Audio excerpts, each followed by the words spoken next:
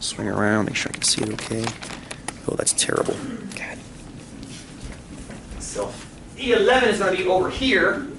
E11, 95% good. At least how many out of 10 are insured? Thank you, Jamie. Yes, you would look at it that way. Let's go ahead and start this one up. Let's do it in the TI and get the numbers. So Jamie's asking about the CDC report from 2010 that said approximately 85% of Americans have health insurance. Okay, and we're gonna randomly select 10 of them. So do you see how this is the TEP festivities problem? Do you see how it's binomial? Take a look at it. We checked the CDC report. We were told that 85% of Americans have health insurance. We survey 10 of them. You either do or you don't have health insurance. Boom, that's the by part of the binomial. Good, good, good, good. Do we randomly select until we find 10 that have health insurance? No. We just select 10 and ask them if they do or don't. That's what makes it binomial and not geometric. When you stop at the 10, you do 10 and you don't do any more. Boom, so you have a fixed number of trials, fixed probability. I think we got enough. And it's drawing 10 from Americans. Americans, there's hundreds of millions of Americans. We're pulling 10. We're not changing anything about the 85%, yeah? So our new random variable is going to be number of people out of 10 that have health insurance. Let's swing this over here. Zoom it in a little bit. There we go. Yes, so number of folks out of 10 that have health insurance. Yeah, that have insurance. Number of folks out of 10 that have insurance. All you gotta do is go back and run the distribution again. Okay? And what's neat about this is, if you query 10 people, things, places, and the chance of success on any of those things is 85%, the distribution is going to look exactly the same as this. If it's 10 trials and 85% success, every distribution you will ever make with 10 and 85% is going to look just like this. It's kind of neat, actually. So the context is unimportant. Let's run it again. Dist fill. Smallest X? 0. None of them might be insured. Largest X? 10. They might all be insured. Which one's gonna have a higher probability, 0 or 10? 10. Do you think? Why 10, Stace? Because 85% of people have it. Because 85% of people have it, yes? So on average, out of 10, how many should have it? On average? 8.5. You didn't even need one variable stats to do that, did you? 10 times 8.85 gives you 8.5 on average. And that doesn't tell you in the sample the likelihood of each piece. It tells you the overriding average. So let's start with that. Binomial, 0.85, here we go. Boom, done. All right, good. Let's go take a look at it. Oh, FYI, did I tell you about disk draw? We mentioned him. If you ever want a two-dimensional look, you can run disk draw, the program, and it gives you a curve of the distribution. So this is what the distribution is, where it's a little crappier than Excel because you don't get labels. But these down here, this would be 0, 1, 2, 3, 4, 5. I think this might be 6 right there next to it. 7, 8. Nope, that's not 6. 6 is here. 7, 8, 9, and 10. What's nice about it is you can see the spike at 9, and you can see the secondary kind of spike at 8, and you can see why 8.5 is the average because it's right around the highest point in the curve. You can see that the majority of this is where your 95% is coming from, Jamie, too. You can see that the most of the curve is over here.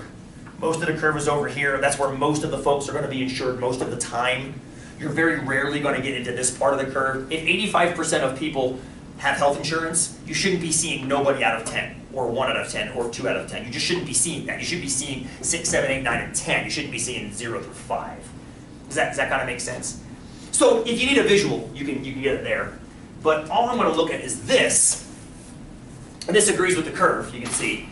These are essentially 0. I mean, 0.0000006. You can call these 0, 0, 0, 0. That's one in 1,000. That's 0-ish. This is not even, these are not even 1%. Less than 1%, less than 1%. Now we're starting to get into some like almost measurable numbers. 4%, 4%, and so forth and so on. And then when we jump up to 7, it jumps up again. Now we're at 13%.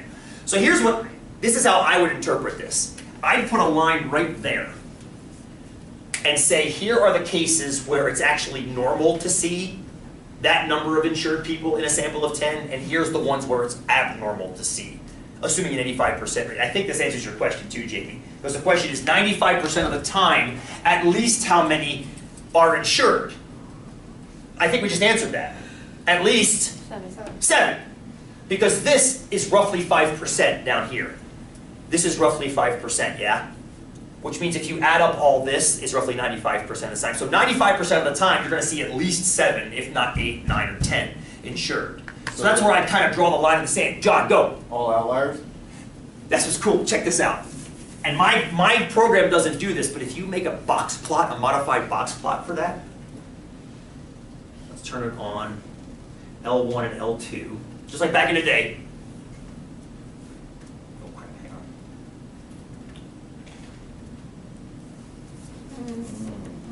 on. 7, 8, 9, 10. Isn't that cool?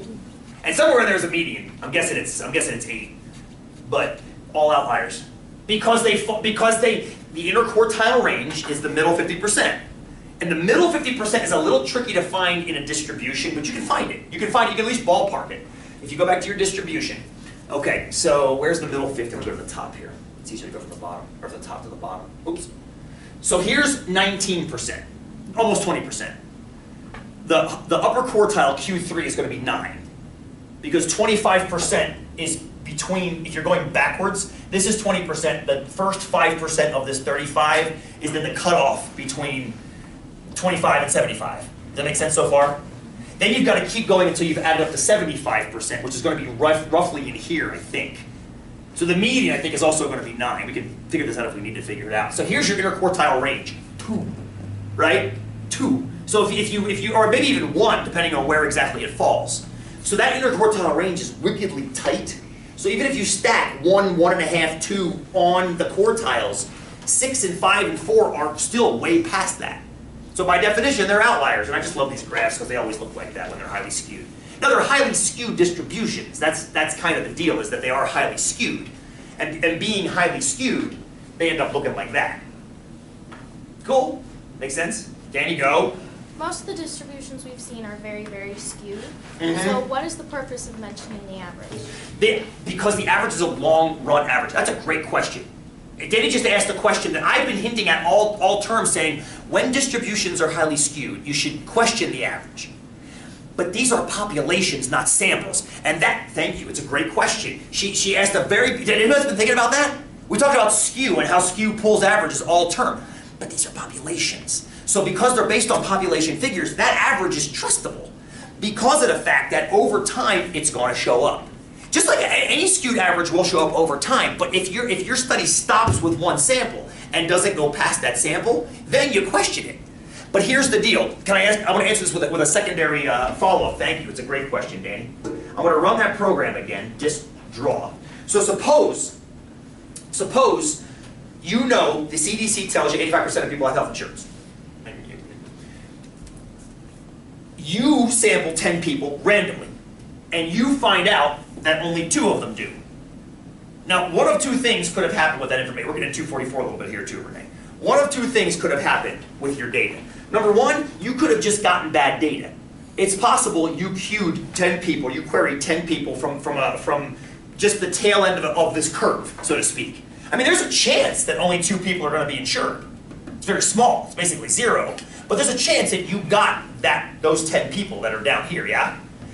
Or there's a chance that although the CDC thinks, based on 2010 numbers, that 85% of people have insurance, maybe it's changed since then.